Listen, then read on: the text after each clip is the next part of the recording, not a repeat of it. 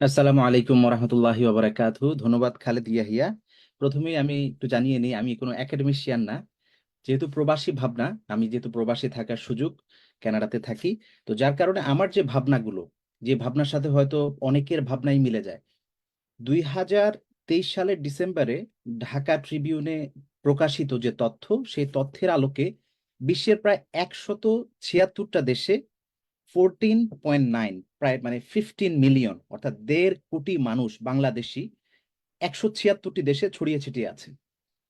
আজকে যে 2.0 ইন্ডিপেন্ডেন্স আমরা দেখি, এর পেছনে কিন্তু এই প্রবাসীদের একটা বিরাট কন্ট্রিবিউশন আমরা দেখতে পাই। যে সাংবাদিক যারা দেশে থাকতে পারেননি, বিদেশে আশ্রয় নিয়েছেন, বিভিন্ন ব্লগার, সোশ্যাল মিডিয়া অ্যাক্টিভিস্ট, এবং একেবারে ওভারঅল প্রবাসী যারা, ইভেন এই যে 57 জন আরব আমিরাতে যারা সাজাপ্রাপ্ত, তারা সহ প্রত্যেকেই কিন্তু এই আন্দোলনকে কেন্দ্র করে যেভাবে সামনের দিকে এগিয়ে এসেছিলেন, যার যতটুকু সুযোগ আছে, সামর্থ্য আছে, সেটিকে কাজে লাগিয়ে এই যে মাফিয়া তন্ত্র, এই মাফিয়া তন্ত্রর উৎপাটন করেছেন। তার ভিতরে কিন্তু অত্যন্ত গুরুত্বপূর্ণ একটা কন্ট্রিবিউশন ছিল প্রবাসীদের। তো যার ফলশ্রুতিতে এই প্রবাসীদেরকে চিন্তায় রেখে, প্রবাসী আয়ের কথা মাথায় রেখে, বাংলাদেশের বর্তমান সময়ের যারা পলিসি মেকার এবং আগামী দিনে যারা পলিসি মেকার হবে, তাদেরকে কিন্তু গুরুত্বপূর্ণ ভূমিকা পালন করতে হবে। প্রবাসী হিসেবে আমি দুইটা সেগমেন্টে মূলত ভাগ করব, জেনারেলাইজ করে ফেলবো, এটাকে খুব বেশি স্পেসিফিক টার্মে আমি যাব না। দুই ধরনের প্রবাসী কিন্তু আসলে কি দেশের বাইরে অবস্থান করে। একটা ধরন হচ্ছে যে যারা নর্থ আমেরিকা, অস্ট্রেলিয়া বা ইউরোপে যারা থাকে, যারা সত্যিকার অর্থে প্রবাসী হিসেবে পর দেশে গেলেও সেটাই আসলে পরবর্তীতে নিজ দেশ হয়ে যায়, এবং বাংলাদেশটাই একরকম তাদের কাছে মানে আসলে সেকেন্ড কান্ট্রি হয়ে যায় ইনস্টিড অফ তাদের ফার্স্ট কান্ট্রি। এবং আরেকটা বিরাট জনগোষ্ঠী, উল্লেখযোগ্য জনগোষ্ঠী, যারা হচ্ছে মিডল ইস্ট সহ এশিয়ার বিভিন্ন দেশে ছড়িয়ে ছিটিয়ে আছেন।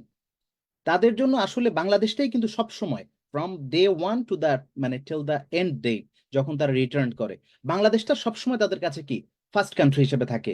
ওই যে যে দেশটাতে গেছে সেখানে কাইন্ড অফ অতিথি হিসেবে তারা যায়, এবং অতিথি যেমনি ভাবে একটা সাময়িক সময়ের জন্য অবস্থান করে, ঠিক এইরকম একটা সময়ের জন্য অবস্থান করে তারপরে কি তারা আবার তাদের দেশে ফেরত চলে যায়। যার ফলশ্রুতিতে যখন ডিম্যান্ড, চাওয়া পাওয়ার বিষয় থাকে, তখন কিন্তু এই দুইটা জনগোষ্ঠীর চাওয়া পাওয়া কিন্তু একটু ডিফারেন্ট। এইটা কিন্তু মানে হচ্ছে যে আসলে আমাদেরকে বোঝার, অবশ্যই মানে বোঝার ক্ষেত্রে গুরুত্ব আরোপ করতে হবে। প্রথমত, ফর এক্সাম্পল, যারা মিডল ইস্ট বা এশিয়ার যারা থাকে, তারাই কিন্তু সবচেয়ে বেশি রেমিটেন্স যোদ্ধা হিসেবে যাদেরকে আমরা অবহিত করি, তারা কিন্তু সবচেয়ে বেশি রেমিটেন্স পাঠায়। তারা কিন্তু বাংলাদেশ গঠনের সবচেয়ে বেশি তাদের কিন্তু কন্ট্রিবিউশন। আমার মতো যারা কানাডা বা আমেরিকা বা ইউরোপে যারা আছে, তাদের কন্ট্রিবিউশন ডেফিনেটলি আছে, বাট তুলনামূলক তাদের সাথে যদি আমি কম্পেয়ার করি ইন টার্মস অফ নাম্বার, তাহলে কিন্তু কি আমরা একটু পিছিয়ে আছি। সো তাদের যে ডিমান্ডটা থাকে, বা এখন যে সরকারের কাছে ডিমান্ডটা দীর্ঘদিন ধরে তারা পেশ করে থাকে, তাদের ডিমান্ডগুলোর ভিতরে থাকে যে যারা মৃত্যুবরণ করে প্রবাসে, যেন রাষ্ট্রীয় খরচে তাদের এই যে লাশ, এটা নেয়ার বন্দোবস্ত যেন করা হয়। বিমানবন্দরে তাদের সাথে দাস সুলভ আচরণ না করে যেন মানবিক আচরণ তাদের সাথে করা হয়। এর পাশাপাশি তাদের ভেতরে একটা বড় অংশ চায় বিমান বাংলাদেশ এয়ারলাইন্সে করে দেশে যেতে। সুতরাং ওই বিমানের যে সিন্ডিকেট, এই সিন্ডিকেটটা ভেঙে তাদেরকে যেন সুলভে তাদেরকে টিকেটের ব্যবস্থা করা যায়, এই ব্যাপারে কিন্তু তাদের গুরুত্ব থাকে।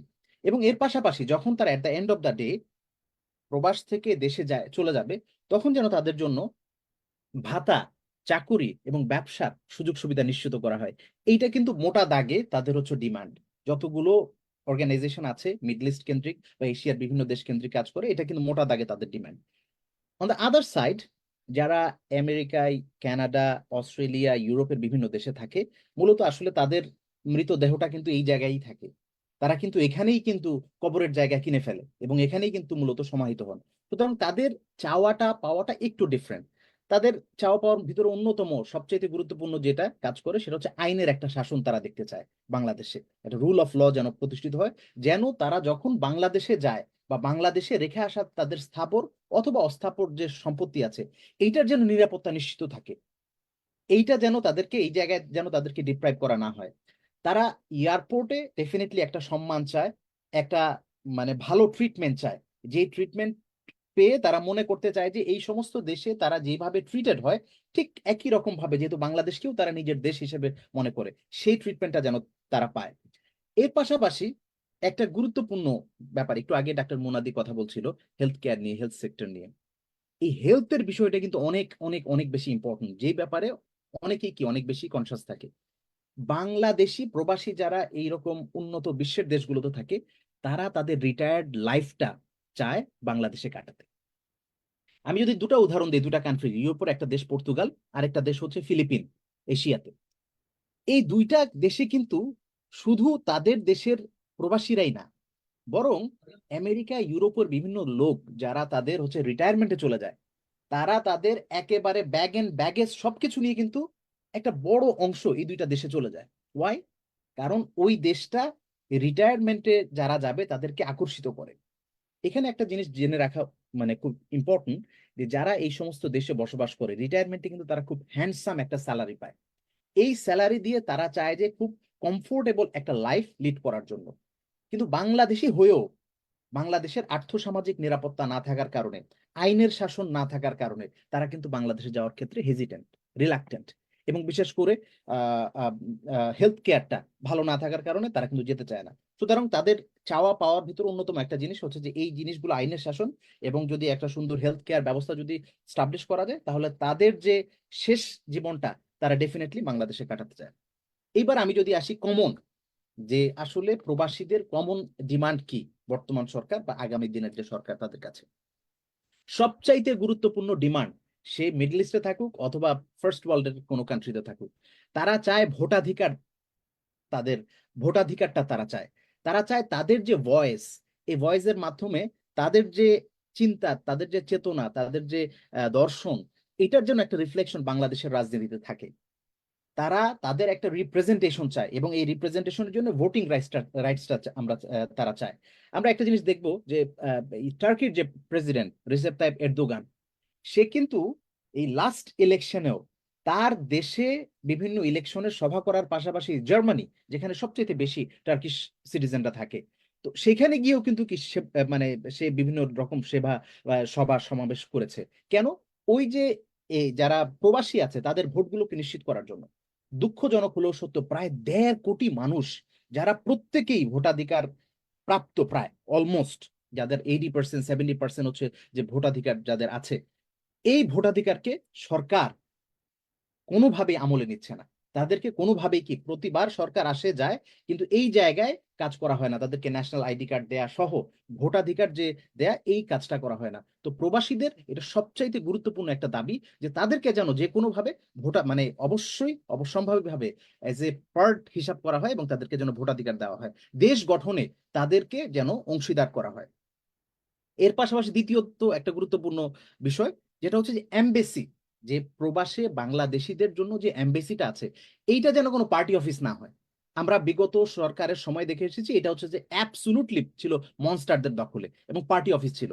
এখন এই অবস্থান থেকে আসলে প্রবাসে অবস্থানরত যারা স্টুডেন্ট আছে, যারা কর্মজীবী মানুষ আছেন, এবং যাদের আইন সহ স্বার্থ সংশ্লিষ্ট বিষয় আছে, অন্যান্য দেশের এমবেসি যেমনি ভাবে আমেরিকান নাগরিক একজনের নিরাপত্তা নিশ্চিত করার জন্য, তার অধিকার নিশ্চিত করার জন্য তার দেশের এমবেসি যেভাবে ভূমিকা পালন করে, বাংলাদেশি প্রবাসীরা ঠিক একই রকম ভাবে বাংলাদেশি এমবেসি যেন বাংলাদেশিদের মুখপাত্র হয়, সেটা যেন তার একটা ঘর হয়, হোম হয়, এইরকম একটা ফিলিংস যেন পায়, এইটা নিশ্চিত করার জন্য বর্তমান এই যে সরকার, তাদেরকে কাজ করতে হবে।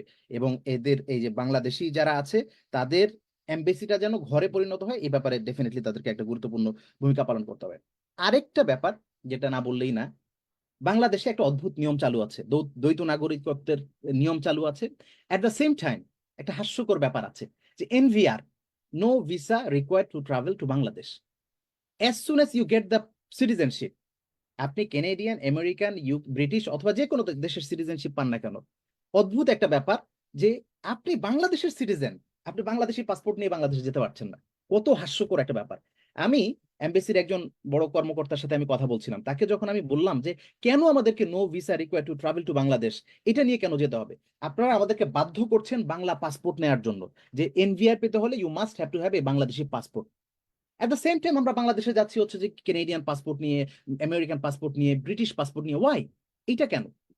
তো বললো যে আসলে তো আপনি যখন হচ্ছে পার্মানেন্ট রেসিডেন্ট থাকেন, তখন তো আপনার একটা ডকুমেন্টস থাকে। সেই ডকুমেন্টসটাকে সাথে নিয়ে আপনি কি দেখান যে হ্যাঁ ঠিক আছে এই। তো এই জন্য আসলে আর যখন আপনি মানে সিটিজেন হয়ে যান, তখন তো আপনার ডকুমেন্টস থাকে না, তখন আমরা একটা সিল মেরে দিই আপনার ওই আমেরিকান, ক্যানাডিয়ান বা ব্রিটিশ পাসপোর্টে, সেটা নিয়ে আপনি ট্রাভেল করেন। কি একটা হাস্যকর একটা গোজামিলের উত্তর। বাংলাদেশের আপনি সিটিজেন, এই জন্য তো বাংলাদেশের আপনার পাসপোর্ট আছেই, এট দ্য সেম টাইম আপনার যে আরেকটা ভিন্ন দেশের নাগরিক, সেই পাসপোর্টটাও তো আপনার কাছে আছে। তো সুতরাং যখন আমি বাংলাদেশে যাব, পৃথিবীর বড় সবগুলো দেশে আমি বলবো, প্রিটি মাচ সবগুলো দেশে, ব্রাজিল বলি, আমেরিকা বলি, কানাডা বলি, আমার যে ধারণা মতো ব্রিটিশ, আমি যদিও জানি না ইংল্যান্ডের ব্যাপারে, ব্রিটিশ বলি, এই সমস্ত দেশে আপনি পাঁচটা দেশের নাগরিক হন না কেন, যখন এই দেশে প্রবেশ করবেন, অবশ্যই you must have to present their passport. আমি যদি কানাডায় আসতে চাই, আমি যদি ক্যানাডিয়ান সিটিজেন হই, এট দ্য সেম টাইম আমি যদি বাংলাদেশের নাগরিক, বাংলাদেশ থেকে ব্যাক করে যখন আমি আসব, আমাকে মাস্ট কেনেডিয়ান পাসপোর্ট প্রেজেন্ট করতে হবে। তো এইটাই হচ্ছে কি মানে থাম্ব রুল বড় বড় বড় বড় দেশগুলো।